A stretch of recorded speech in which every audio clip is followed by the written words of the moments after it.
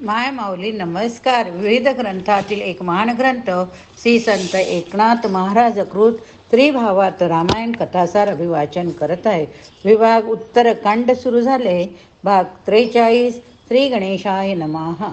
राक्षसांच्या त्रासाने हवालदिल होऊन ऋषी मुनी सामान्य प्रजाजन देवगण कैलासावर श्री शंकराला भेटण्यास तक्रार करण्यास गेले.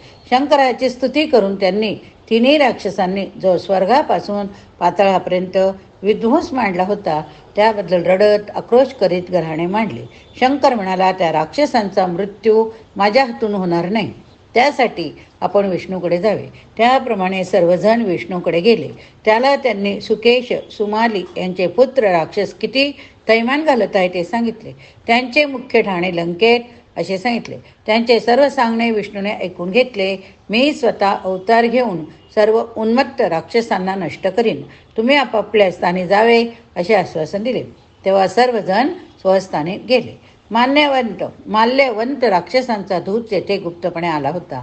त्याने माल्यवंताकडे जाऊन एकूण सारा वृत्तांतच ऐकविला. ते वृत्त ऐकून माल्यवंताने साऱ्या राक्षसांना बोलावले.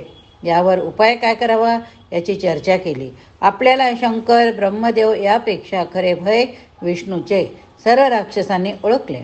विष्णूचे पराक्रम ते एकमेकांना सांगून पुढे काय याचा विचार करू लागले. विष्णूशी सर्वांनी एकदम युद्ध करावे असे त्यांनी ठरवले. लंका सोडून हजारो राक्षस फार विशाल शस्त्रास सज्ज सेना घेऊन विष्णूशी युद्ध करण्यासाठी तयार निघाले. दूतांनी विष्णूला राक्षसांच्या स्वारीची बातमी सांगितली. तेव्हा विष्णू गरुडावर आरूढ झाला. राक्षस सेनेवर त्याने प्रति हल्ला केला. महाभयंकर युद्ध सुरू झाले. राक्षसांनी विष्णूला पूर्णपणे वेढून टाकले. राक्षस विष्णू यांचे युद्ध आपण बघितले. आता विष्णूला राक्षसांनी वेढून टाकले, पण विष्णूने आपल्या अनाकलनीय मायेने त्या शस्त्रावधी राक्षसांच्या मनात भ्रम निर्माण केला. त्यामुळे ते आपापसात लढू लागले.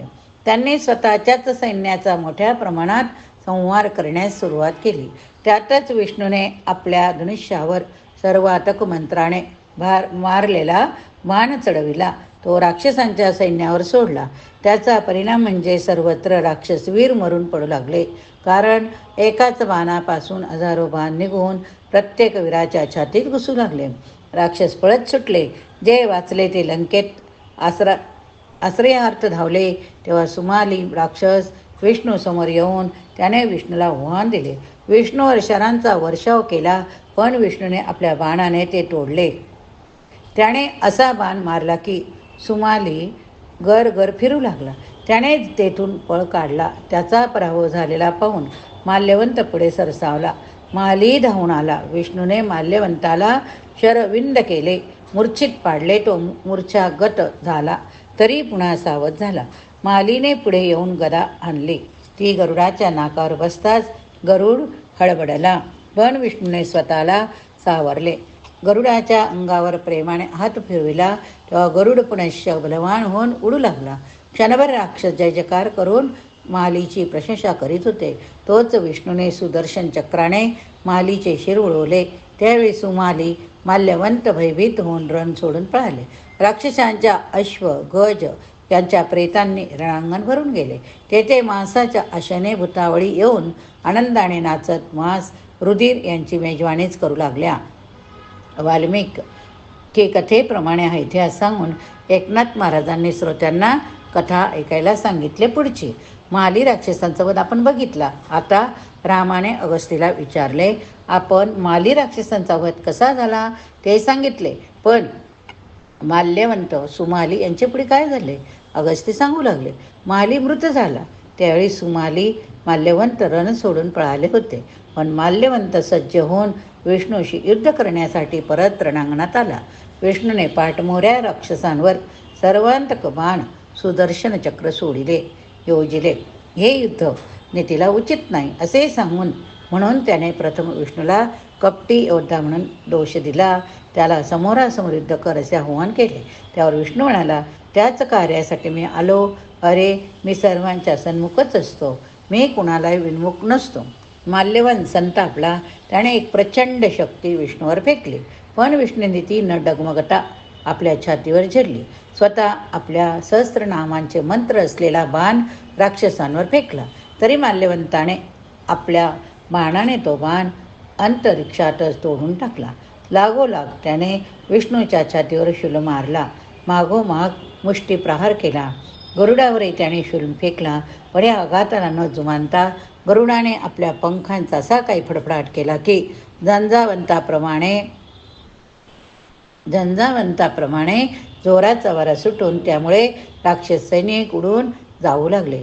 त्यावेळी मात्र सुमाली माल्यवंत फारच भयभीत झाले आणि लंकेतूनही जाऊन त्यांनी पाताळाचा आश्रय घेतला. पौलस्तीचा राक्षस वंश होय. याच वंशात बलशाली रावण जन्माला आला. त्याच्या वधाकरिताच आपण विष्णू स्वरूपातून रामचंद्र म्हणून हा मानव अवतार धारण केला. एकनाथांनी अगस्तींची कथावचने बोलून त्यांनी पुढे कथा काय ते विचारले. राक्षस पाताळगमन आपण बघितले. आता विष्णूच्या भीतीने राक्षस पाताळात गेले. पृथ्वीवर व पाताळात सुमाली स्वेच्छेने संचार करीत असताना एकदा त्याने कुबेरास पाहिले. त्याचे सौंदर्य पाहिले. त्याच्या मनात असूया निर्माण झाली.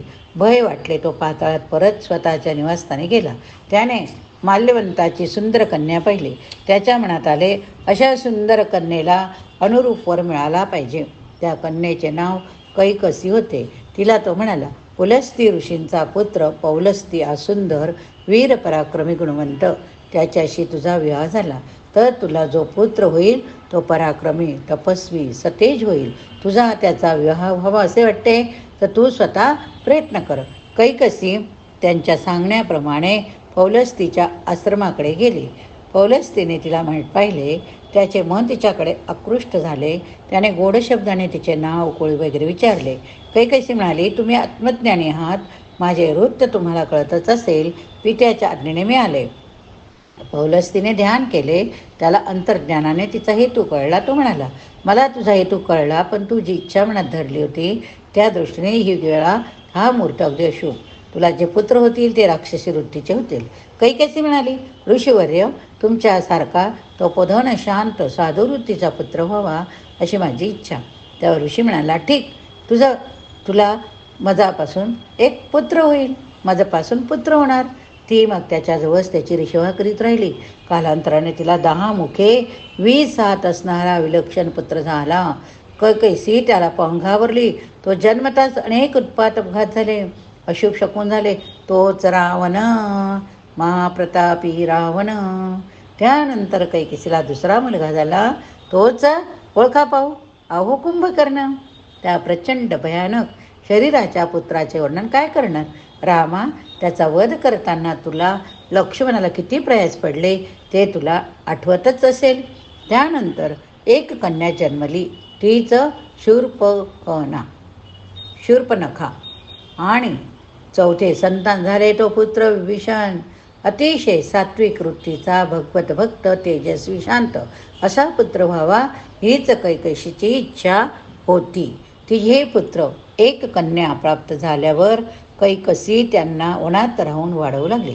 पुढे एकदा कुबेर म्हणजेच वैश्रवण पुष्पकविमानात बसून लंकेतून आपल्या पित्याला भेटण्यासाठी आला. त्याला पाहून कैकसी रावणाला म्हणाली, दशानना, हा धनपती कुबेर तुझा भाऊ बरे. काही पुत्र असता की ते वडिलांची कीर्ती वाढवतात. काही पुत्र असता की ते पूर्वजांना सुद्धा अधपातना प्रतन येतात. रावणाने ते वाक्य ऐकले. त्याच्या मनात ईर्ष्या उत्पन्न झाली. तो आईला म्हणाला, ह्या वैश्रवणापेक्षा जास्त वैभव मी मिळवीन आणि तुला सुखात ठेवीन. आईला असे सांगून रावण कुंभकर्णाला घेऊन गोकर्ण नामक शिवक्षेत्राला गेला. तेथे त्या दोघांनी मोठे तप आरंभिले. विभीषणही त्याच्याबरोबर गेला. रावणादिकांच्या जन्माचे आख्यान आपण ऐकले. आता अगस्ती ऋषी रामाला पुढे सांगू लागले.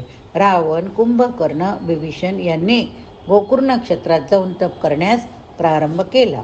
महाकाय कुंभकर्णाने अल्प आहार घेऊन इंद्रिय ताब्यात ठेवून खूप एकाग्र चित्ताने तप केले. पंचाग्नी साधन केले. पावसाळ्यात तो पावसात भिजत राहिला. थंडीमध्ये पाण्यात उभा राहिला. बाणांच्या आसनावर कायम बसून राहायचा. अशी पुष्कळ वर्षे गेली. विभीषणे शुद्ध नियमित आचरण ठेवून तप करू लागला.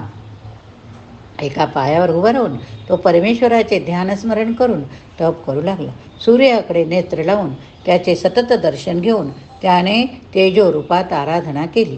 देवाने त्याच्यावर पुष्पवृष्टी केली. तो धर्मपरायण होता, परोपकारी होता. रावणाने फार उग्र तपश्चर्या केली. तो दर 1000 वर्षांनी होम करून आपले मस्तक अग्नीत परमेश्वराप्रित्यर्थ अर्पण करीत असे. 9 मस्तके अर्पण केली. 10वे मस्तक अर्पण करणार तेवढ्यात ब्रह्मदेव त्याच्यासमोर प्रगट झाला. त्याच्यावर प्रसन्न झाला. विभीषण, कुंभकर्ण, रावण या तिघांनाही पितामह ब्रह्मदेव प्रसन्न झाला. रामा, प्रत्येकाने कोणते वर मागितले ते ऐक. रावणाने असा वर मागितला, मला अमरत्व हवे. गरुड, यक्ष, नाग, दैत्य, दानव, राक्षस, देव, देवता यापैकी मला कोणाकडूनही मरण येऊ नये. मी नित्य राज्यपदी आरूढ असावे, नित्य वैभवात राहावे. मनुष्य व इतर सामान्य प्राण्यांना मी तृणवत मानतो. ब्रह्मदेवाने त्याला तसा वर दिलाच. शिवाय त्याची 9 मस्तके पुन्हा निर्माण करून त्याला दशानन केले. विभीषणाने असा वर मागितला, मला चतुर्मुख ब्रह्मदेव स्वतः वर देत आहे. यात मला मोठी धन्यता वाटत आहे. मला राज्याची ऐश्वर्याचीच चाण नाही. मला साधूंचा नित्य सहवास लाभावा. माझे चित्त नित्य साधू संतांच्या चरणी राहावे. ज्या ज्ञानाने मोक्ष प्राप्त होतो असे ज्ञान मला द्यावे. अन्य कशाची मला इच्छा नाही. ब्रह्मदेव फारच संतुष्ट झाला. त्याने विभीषणाला तसाच वर दिला. विभीषणाने आणखी असे सांगितले, पितामह, मी कोणत्याही गारहस्थच्छ आदी आश्रमात असलो तरी तेथे माझी बुद्धी नित्य सद्धर्मात रत हो. मी अज्ञ आहे. आपणच मला गुरु समान आहात. माझी बुद्धी नित्य शुद्ध असो, ती श्रीहरीच्या भजनाकडेच लागो. माझे मन अन्यत्र विचलित होऊ नये. ब्रह्मदेवाला आनंद झाला. तो म्हणाला, वत्सा, तू जे जे मनात आणशील ते ते माझ्या वरदानाने प्राप्त करशील. तू चिरंजीव होशील, स्वधर्माचे पालन करशील. तुझे शत्रू तुझ्या पुढे निप्राण होतील. त्यानंतर इतर देवांचा ब्रह्मदेव कुंभकर्णापाशी गेले. आता ब्रह्मदेव कुंभकर्णाला वरदान देणार हे लक्षात घेऊन देवाने त्याला म्हटले, हे चतुर्वदना, वर देताना पात्र अपात्र यांचा विवेक करावा. तू भूत, वर्तमान, भविष्य जाणतोस. हा राक्षस दुष्ट दुर्मतीचा. आतापर्यंत या खादाड राक्षसाने अनेक ऋषी खाऊन टाकले, तपस्वी भक्षण केलेले, आम्हाला त्रास दिला. देशच्या देश याने उद्ध्वस्त केले. मार्गस्थांचे मार्ग उपासना याने खुंटविले. याला सरळ वर नेऊ नये. त्याच्या बुद्धीला मोह पडेल असे करावे. तेव्हा ब्रह्मदेवाने विचार केला. त्याने शारदेला सांगितले, या कुंभकर्णाच्या जिभेवर तू बस आणि तो असे वरदान मागेल की ज्याने सृष्टीवर उपकार होतील, अशीच प्रेरणा त्याला दे. शारदा गुप्तपणे त्याच्या जिभेवर बसली. त्याला काहीच कळले नाही. ब्रह्मदेव त्याला जेव्हा म्हणाला, मी तुझ्या तपाने तुझं वर प्रसन्न झालो. तू इष्टवर माग. तेव्हा कुंभकर्ण बोलला, पितामहा, मला खूप दीर्घकाळ निद्रा यावी. मला सहजासहजी कोणी उठवू नये. तथा असू, असे ब्रह्मदेव म्हणाला. शारदा गुप्तपणे गगनात निघून गेली. ब्रह्मदेव इतर देवही स्वस्थानी गेले. मग कुंभकर्ण भानावर आला. पश्चाताप पाहून मनासी म्हणाला, अरे रे रे, ब्रह्मदेवाने वरदेव केला. काय भूल माझ्या मनात पटली की मी भलतेच काहीतरी मागून बसलो. माझे तप व्यर्थ ठरले. माझे कष्ट वाया गेले. कर्म माझे दुसरे काय, मी फसलो. रामा, गोकुर्ण क्षेत्रात तप करून याप्रमाणे तिन्ही भावांनी वर मिळवले व ते नंतर श्लेष्मातक नामक एका वनाकडे गेले. त्या वनात फळे फुले खूप होती, पण कावळेच जास्त होते. त्या वनात ते तिघे भाऊ वस्ती करून राहिले. रावणादीना वरप्रधान आपण बघितले. आता अगस्ती ऋषी रामाला पूर्व इतिहास पुढे सांगू लागले. रावण, कुंभकर्ण, विभीषण यांनी ब्रह्मदेवाकडून जे वर प्राप्त केले त्यांची माहिती सर्व राक्षसांना कळली. सुमाली राक्षसाला तर फार आनंद झाला. विष्णूच्या भयाने सुमाली माल्यवान आता राक्षसांसह पाताळात राहत होते. वशून्य झालेली पूर्वीची लंका वैश्रवणातला दिली गेली होती. हा इतिहास सर्वांना माहिती. सुमाली रावणाला म्हणाला, रावणा, तू आता अमर अजिंक्य झाला. कुबेर म्हणजे वैश्रवण हा साध्या ज्या लंकेत राहतो ती लंका आपली म्हणजे राक्षसांची. देवांचे दैत्यांचे पूर्वापार वैर चालत आलेले. त्रैलोक्यात पूर्वी दैत्यांचेच राज्य, पण देवांनी नाना प्रकारे कपट युद्धे करून त्या विष्णूने प्रत्येक वेळी त्यांचा कैवार घेऊन राक्षसांना पाताळात हाकलल्या. त्यातलीच ही लंका. येथूनही आपल्याला पाताळात घालवून ती कुबेराला दिली. तो देवांचा धनपती झाला. तो आता असे करावे, त्या कुबेरांची लंका आपल्या ताब्यात घे. तू सर्व राक्षसांचा राजा होऊन तेथे राज्य कर, कारण तू पराक्रमी आहे, अजिंक्य आहे. रावण म्हणाला, कुबेर माझा ज्येष्ठ बंधूच ना, मग त्याचे राज्य करणे योग्य, मी ते कशाला घेऊ? पण देवांनी राक्षसांना साऱ्या त्रैलोक्यातून काढून लावले याची खंत रावणाच्या मनाला लागली. तो सच्चित झाला. सुमाली जे बोलला त्याच्या म्हणण्याला प्रहस्त नामक प्रधानाने दुजोरा दिला होता. लंका आपल्या ताब्यात घेणे इष्ट, असे सर्वच मुख्य राक्षसगणांचे मत पडले. मग रावणाने गृहस्थालाच एक सामोपचारपूर्वक निरोप सांगण्यासाठी कुबेराकडे पाठवले. प्रहस्त कुबेराला म्हणाला, लंकेचे राज्य आपण आपले बंधू रावण यांना कृपया द्यावे. मुळात तेथे सुमाली, माल्यवंत माली हेच राज्य करीत होते, पण विष्णूने त्यांना तेथून पळवून लावले. लंका शून्य झाली, ती तुम्हाला दिली गेली. विश्वकर्म्याने तिची रचना केली, तुम्हाला पुष्पक विमानही दिले. पण लंका रावणाला दिली तर तुमची कीर्ती वाढेल. ब्रह्मदेवाला तपाने प्रसन्न करून रावणाने अमरपद मिळविले होते. कुबेराने विचार केला. आपला पिता विश्रवा याला भेटून त्याने सांगितले, रावणाला लंका द्यावी, तो तेथे राज्य करील. मी देवांचे धन सांभाळेल. मला लंकेऐवजी अशा स्थानी राहायला पाठवावे की जी जागा कोणाकडूनही हिसकावून घेतलेली नाही. विश्रवा म्हणाला, ठीक आहे, तू लंकेचे राज्य रावणाला दे. तू स्वर्गात कैलासाजवळ राहा. तेथे मंदाकिनी नदीच्या तीरावर अलका नगरीत राहा. त्याप्रमाणे प्रहस्ताला कुबेराने आपला निरोप रावणाला सांगण्यास पुढे पाठवले. आपले सर्व राजवैभव पुष्पक विमान घेऊन कुबेर लंका सोडून स्वर्गात राहण्यासाठी गेला. रावणाला राक्षसांनी लंकाधीश म्हणून राज्याभिषेक केला. तेथे सर्व राक्षस एकत्र येऊन राहू लागले. कुबेर रावण यांच्यात अशा प्रकारे वाटण्या झाल्या. याप्रमाणे रावणाचा राक्षसांचा पुरातन इतिहास अगस्ती राजाला रामाला सांगत होते. रावणाला लंकेची प्राप्ती आपण बघितली. आता अगस्ती म्हणाले, श्रीरामा, रावण लंकेत राज्य करू लागला. पुढे काय झाले ते ऐक. रावणाची भगिनी सुपर्णखाही उपवरच झाली होती. तिचा विवाह करण्याकरता होते. धनु नामक काश्यप पत्नीचा तो जो अंश वाढला त्यांना दानव म्हणतात.